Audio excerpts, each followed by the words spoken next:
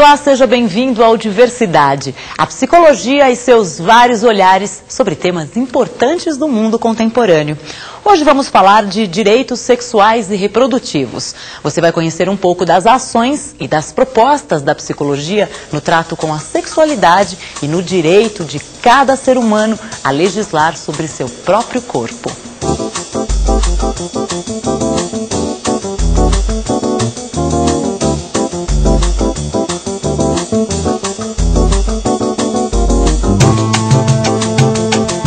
No programa de hoje você vai ver.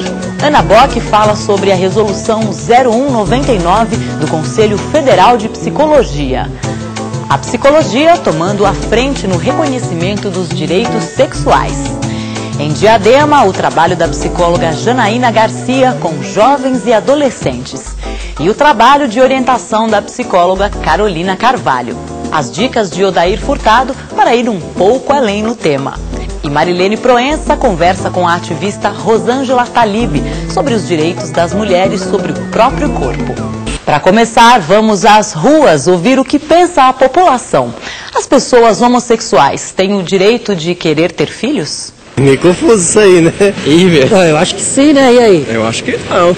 Se eles forem devidamente estruturados, financeiramente e emocionalmente? Pra mim, não. Eu acho que sim. É um ser humano como qualquer outro. Na minha opinião, não é bom pra criança, não é uma boa influência, digamos assim. Às vezes tem casal heterossexual que não consegue dar educação nenhuma pra criança. O importante é que seja educado com a devida estrutura emocional, né? E com dignidade. O que vira a cabeça dessa criança pra frente? Só Deus sabe. Eu acho melhor não arriscar. Nós vivemos num país machista e com certeza ela vai enfrentar uma série de barreiras, com certeza. Afinal das contas, não é bom, né, cara? Pela criação que eu tive, eu acho assim, eu prefiro o método convencional. É ruim, né? Porque vai ter muitos preconceitos. Meus colegas vão perguntar cadê sua mãe, ele vai ter 2 pais. A criança que vai sofrer depois, porque vai ser as escolas, vai ter a sociedade. Nesse mundo que a gente está vivendo hoje em dia aí, vai ser ruim, né? Olha, eu acho que a criança vai ter uma criação totalmente diferente da nossa, né? É meio complicado. É difícil a convivência da criança sem a mãe. E com 2 mães? Não. O que é que ele vai poder passar para uma criança, ele já sendo um homossexual? Seria bom pra criança que não tem uma família, né, cara? Independente deles serem homossexuais, mas já seria um plano de vida pra essa criança. Somente no caso da adoção. Eu acho que não. Por quê? Não pelo casal, pelo que a criança vai sofrer depois. O preconceito dentro do ambiente escolar. Gente, foi feito tudo tão certinho, tão bonitinho. O homem pra mulher, a mulher pro homem. Pra que trocar? A sociedade não aceita ainda, né? E essa criança depois vai sofrer muito, eu acho. Você aceita? Como assim? Você aceitaria fazendo parte da sociedade? Ainda não. Quem comenta essas respostas é a psicóloga Edna Carrali. Edna fez seu doutorado em psicologia experimental na USP. É professora associada da PUC São Paulo, onde desenvolve estudos na área de saúde da mulher, com ênfase em higiene e sexualidade. É um aspecto que é importante, que está sendo apontado pelas pessoas. Essa criança terá preconceito. Se ela for educada para lidar com essa situação, se essa situação for conversada com ela, não vai ser problema para ela. Será problema se ela ficar o tempo inteiro querendo ter um pai e uma mãe quando ela está vivendo ou com dois homens que cumprem a função de pai e de mãe ou 2 mulheres que também cumprem a função de pai e de mãe. Acho que o que é importante a gente lembrar que aquilo que vai garantir a saúde mental, a subjetividade das pessoas é a organização geral da vida dessa pessoa. O afeto, as condições de vida que ela tem, as oportunidades, o diálogo que é oferecido a ela. Mais do que a formalização de ser um homem e uma mulher, 2 homens ou 2 mulheres cuidando delas. Ainda na nossa sociedade, as pessoas consideram, está no imaginário, de que quem adota ou é porque tem uma incapacidade biológica e a criança que está é colocada para adoção é uma criança de menor qualidade. E isso é uma coisa séria. Então, se são 2 homens ou 2 mulheres que vão ter um filho, talvez eles não tenham tanta qualidade, então eles podem adotar, porque também essa criança não tem tanta qualidade.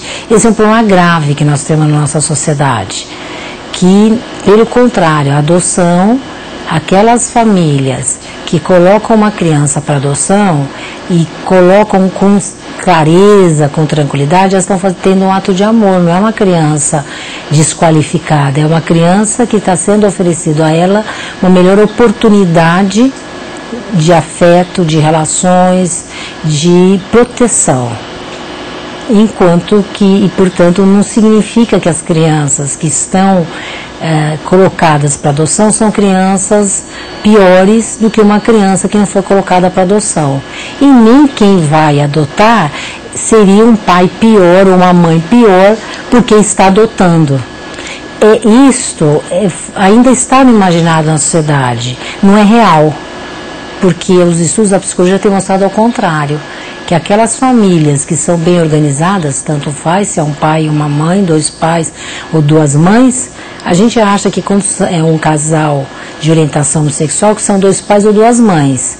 Na realidade, não. É um casal que vai alternar nas suas funções de paternas e maternas e que não são rígidas, como qualquer casal. Resolução 0199, um acerto de rota que colocou a psicologia na linha de frente da discussão sobre os direitos das pessoas homossexuais.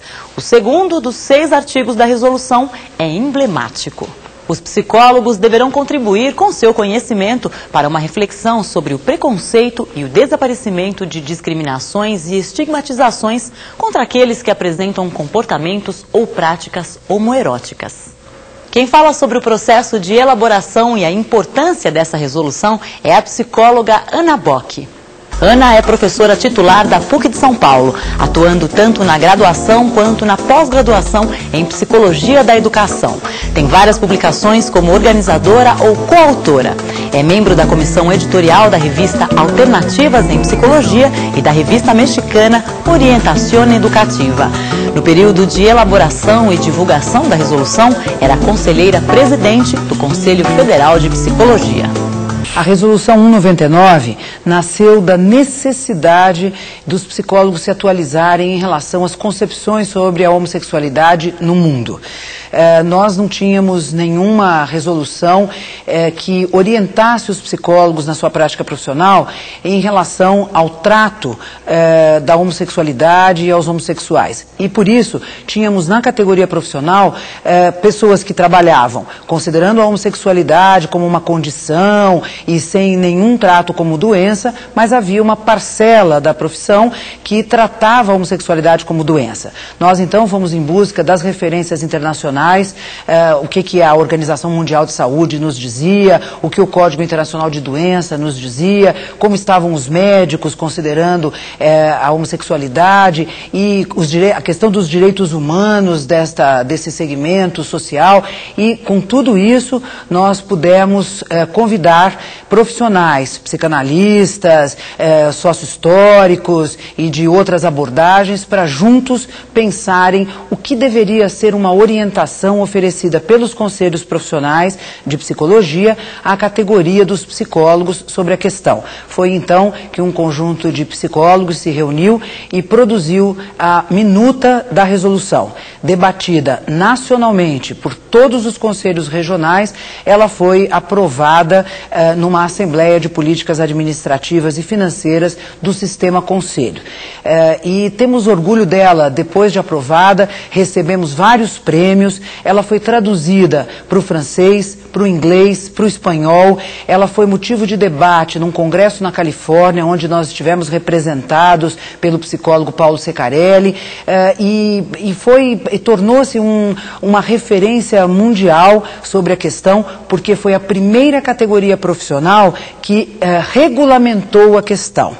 Então, nós temos bastante orgulho de termos feito essa resolução, de ter sido amplamente debatida. Nós convidamos inclusive os setores, à época, os setores que eram contrários à resolução. E todo mundo participou dessa construção e nós pudemos ter um consenso nacional sobre a questão. A desinformação é a maior geradora de preconceitos. E informar e orientar é o trabalho da psicóloga Carolina Carvalho, no Centro de Referência em Direitos Humanos e Prevenção e Combate à Homofobia na cidade de São Paulo. Sou Carolina Carvalho, sou psicóloga do Centro de Referência em Direitos Humanos de Prevenção e Combate à Homofobia. Esse espaço ele é ligado diretamente à CADES, que chama-se Coordenadoria de Assuntos da Diversidade Sexual. Nesse espaço do Centro de Referência, a gente realiza atendimento jurídico, psicológico e social para a população LGBTT que tenham sido vítimas de alguma forma de discriminação por conta da orientação sexual e ou identidade de gênero. Aqui a gente faz um recorte sim da população LGBTT quando é um caso de violação dos direitos humanos, mas que não seja desse segmento, a gente encaminha para os nossos parceiros. Normalmente as pessoas vêm aqui procurando um auxílio jurídico. No atendimento interdisciplinar é que a gente consegue estar verificando a necessidade também da equipe social poder, de alguma forma, colaborar com aquele indivíduo e da equipe psicológica. A gente tentou fazer alguns grupos, especialmente voltados, por exemplo, às necessidades de trabalho, de reinserção no mercado de trabalho. Por exemplo, nosso segmento, né, por ele acabar sendo tão vulnerável, né, vou dar mais uma vez o exemplo das travestis, elas acabam não sabendo, às vezes, se colocar numa entrevista, que roupa usar, né, então, assim, não era só um atendimento psicológico, mas era um trabalho em grupo, né, para que essas meninas, elas pudessem ser reinseridas no mercado de trabalho.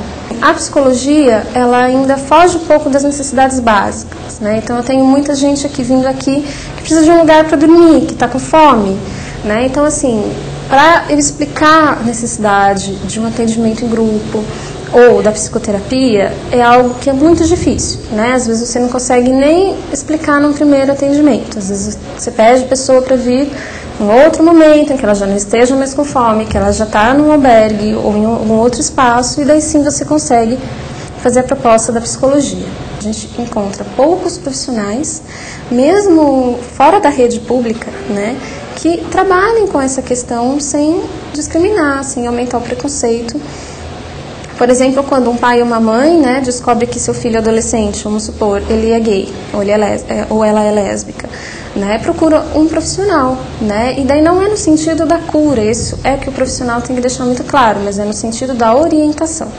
Né, a gente tem a nossa religião, nós temos muitos fatores que contribuem para que aquele adolescente seja considerado errado, pecador. Então, cabe ao profissional, psicólogo, orientar esse pai, orientar essa mãe e esse adolescente, que também foi criado nessa sociedade preconceituosa, para que ele saiba que ele não está errado, que ele não é um pecador. A visão que eu tenho é que ainda é uma área que faltam profissionais capacitados, limpos de preconceito, né, para poder trabalhar com esse tema. Olá, amigos. O programa de hoje é um programa que trata de um assunto que é importante, um assunto conhecido, mas também um assunto problemático. Vale a pena dar uma conferida em alguns autores, como é o caso do Reich. O Reich é um psicanalista austríaco, viveu muito tempo na Alemanha, depois emigrou para os Estados Unidos e escreve um livro chamado A Revolução Sexual. É um livro que foi um marco, inspirou toda a geração dos anos 70 e o nome de Revolução Sexual utilizado naquela época é inspirado nesse autor. Marilena Chauí, filósofa, professora na Universidade de São Paulo, faz uma análise bastante contundente, bastante profunda no livro Repressão Sexual, que é da editora Brasiliense. E Margarete Rago é uma historiadora e escreve Os Prazeres da Noite, Prostituição e Códigos de Sexualidade Feminina. Além de uma boa análise, ela faz o retrato de uma época, ela pega o final do século XIX até 1930. Vale a pena conferir. Um filme que eu acho muito interessante, eu gosto muito, é um filme lá da década de 80, se chama Montenegro e tem um subtítulo Pérola aos Porcos. É um filme de um iugoslavo, hoje montenegrino, que é o Dusan Makavejev. É um filme que trata aí de uma circunstância de vida na classe média alta na Suécia e imigrantes jugoslavos. Esse filme é bem interessante. No Conselho Regional de Psicologia de São Paulo e no Conselho Federal de Psicologia, vocês vão encontrar uma série que foi feita junto com a TV Futura. A série chama Não É o que Parece. O nome já diz alguma coisa. E há um episódio que é o Diversidade, fala sobre o tema das diferenças, que discute bastante a questão da sexualidade, homossexualidade, a questão do homem, a questão da mulher. Vale a pena dar uma conferida. Vamos agora até Diadema conhecer Janaína Garcia. Janaína é psicóloga e trabalha com adolescentes e jovens. As questões da sexualidade discutidas e encenadas. Confira. Meu nome é Janaína, eu sou psicóloga do Programa Municipal de DST-AIDS e Hepatite de Diadema. E hoje eu vim para cá porque a gente tem um projeto de jovens multiplicadores aqui nesse espaço, que é do Grupo Estudantil de Base, de uma ONG do município. A gente trabalha com os adolescentes questões de sexualidade, de DST, AIDS. E a questão dos jovens, né, e por que a gente tenta fazer uma coisa diferente, colocando teatro, balões, passar alguns filmes, é porque tem que ilustrar. Não adianta fazer uma palestra, né, para falar de sexualidade, uma palestra pura e simples para falar use camisinha, isso não funciona. As pessoas têm que vivenciar um pouquinho melhor, fazer um pouco mais de reflexão sobre as questões da sexualidade que estão envolvidas aí no cotidiano, na comunidade, para poder tentar uma mudança de comportamento mais autêntica e não de uma forma autoritária. Tem que ser mais do que informação, né? Tem que tentar aliar um pouco de cultura, um pouco de conhecimento, um pouco de diversão, para que as pessoas possam realmente tentar mudar o comportamento, se conscientizar, que faça isso com um pouco mais de prazer, né? Porque sexualidade, o exercício da sexualidade é isso, tem a ver com prazer. O teatro, a linguagem teatral, ela ajuda a absorção, eu acredito, para a temática que é trabalhada aqui. Que já é uma temática difícil, né? Sexualidade, para essa faixa etária, né? Sexualidade, como é lidar com essas questões de preconceito, corpo. E o teatro, eu acho que ele entra num viés que é deixar o adolescente, o jovem no caso, numa condição um pouco mais de descontração, para poder falar sobre essas questões que geralmente geram um pouco mais de retração. Meu braço tem que respeitar o próximo. Mas dois homens se beijando em um bar é a mesma coisa, você vai beijar uma mulher na frente assim, não, pouca vergonha. E você não beija a namorada em público? Oi, meu nome é Rayane e hoje vou entrevistar os jovens que participam comigo. O que mudou dos anos, assim, há 2 anos atrás e agora? É que agora tem mais consciência, né, que eu posso pegar uma doença. Então, por isso eu me previno, usando uma camisinha, essas coisas aí. A gente procura conciliar teoria e prática, assim, colocando na linguagem deles uma discussão que eles possam captar, porque tem questões socioeconômicas, questões de gênero, questão de escolaridade, tudo envolvido, o município onde a gente mora. É um modo da gente se informar mais, assim, sobre as doenças que estão por aí. A gente, às vezes, muitas das vezes não tem uma informação certa. E aqui a gente está pegando, assim, o jeito mais, assim, das coisas. Com certeza ele vai ter informações diferenciadas da população geral e que, ainda que seja no seu pequeno núcleo familiar ou de amigos, ele vai poder dar informações diferentes, poder questionar as normas vigentes, ser um pouco menos preconceituoso, ter um trabalho maior de reflexão, as coisas dadas e impostas, né? A gente acredita que esse processo torna as pessoas um pouquinho mais críticas, pelo menos, nas atitudes a respeito de si e do outro. Quem acompanha as declarações da Igreja sobre o aborto e o planejamento familiar pode achar que o pensamento do clero é hegemônico entre os milhões de fiéis. Hoje a psicóloga Marilene Proença conversa com Rosângela Talib, que faz parte de uma ONG que tem outra linha de pensamento, sem que com isso seus integrantes sejam menos católicos, menos fiéis. Rosângela atua como colaboradora na ONG Católicas pelo Direito de Decidir.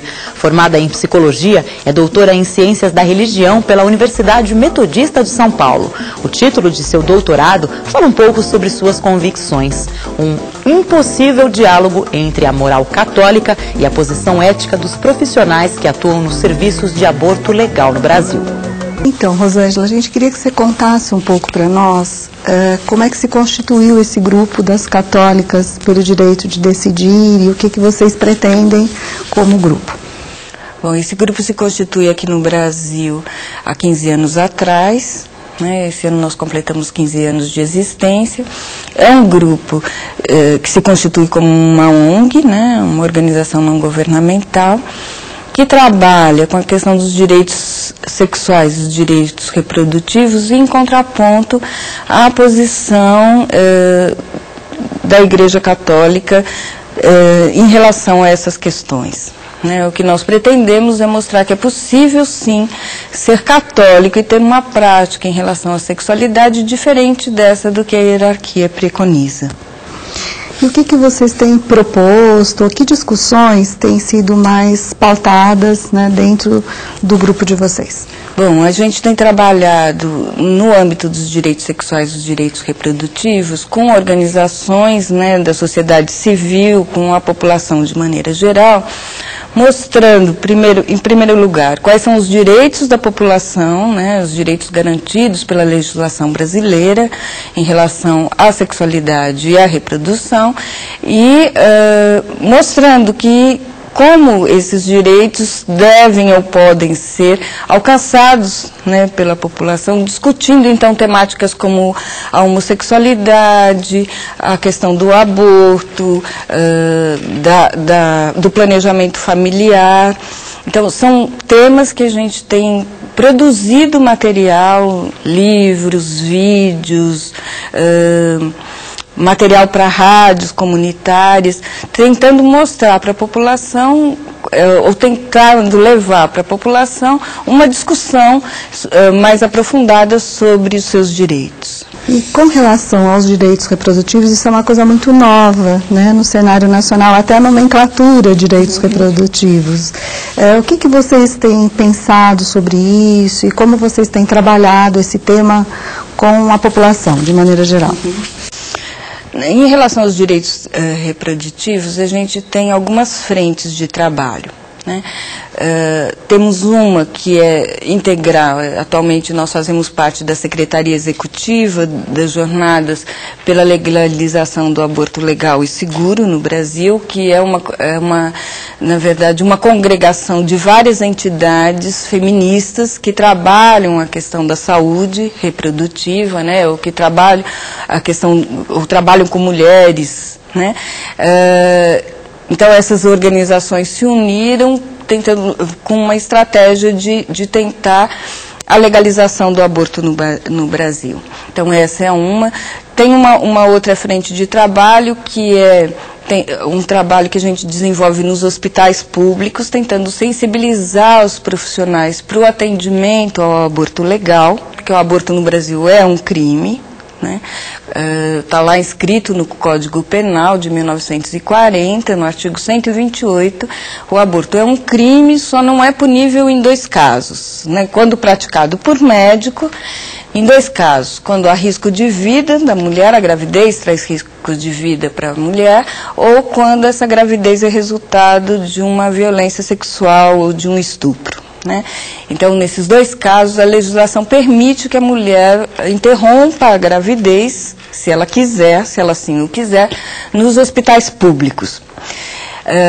Então, esse trabalho, ele tenta sensibilizar os profissionais para o atendimento, por quê? Porque a gente tem uma resistência muito grande dos médicos para realizar a interrupção. E, além disso, a gente também tem um trabalho em relação ao planejamento familiar, quer dizer, de levar à população informação sobre a legislação do planejamento familiar, né, que a população tenha acesso aos métodos anticonceptivos, que tenha acesso à pílula do dia seguinte, né, ou a anticoncepção de emergência. Então, divulgando à população a esses direitos. Acho que o centro, né, do trabalho que vocês estão realizando, ele foca na questão da informação, né? Quer dizer, a informação não como uma mera um conjunto de normas que devem ser seguidas, mas ao contrário, né, tentando problematizar algumas questões que são dadas como senso comum e que na verdade não tem consenso social entre elas, e tampouco um consenso científico, né, sobre essas informações, né. Acho que esse é um ponto importante aí do trabalho que vocês estão realizando. Principalmente, eu acho que atualmente é focado nos profissionais, quer dizer, mostrar ou tentar problematizar com os profissionais a questão da sexualidade, mostrando que não é tanto a questão da sexualidade como da reprodução, que elas não são simplesmente questões de fórum íntimo, né? Que existem políticas públicas, que existem meios, né, de você controlar a gravidez, de você ter o número de filhos que você quer ter. Quer dizer, você tem um conjunto de ações do Estado que propiciam um bem-estar maior, ou que pelo menos pretendem propiciar um bem-estar maior à população, e que muitas vezes não tem chegado aos cidadãos por falta de informação dos próprios profissionais, né? De informação no sentido de que realmente esses profissionais possam estar abertos a novas questões ou a aceitar posições diferentes daquelas que ele para si gostaria de ter, né, como comportamento. No caso do aborto, por exemplo, né, eu posso ser completamente contra, eu nunca faria um aborto, mas eu não posso exigir de uma outra mulher que pense igual a mim, né? E eu, como profissional de saúde, o que eu tenho a fazer é auxiliá-la, né? Eu não estou lá para julgar ninguém, eu não estou lá para condenar ninguém, né?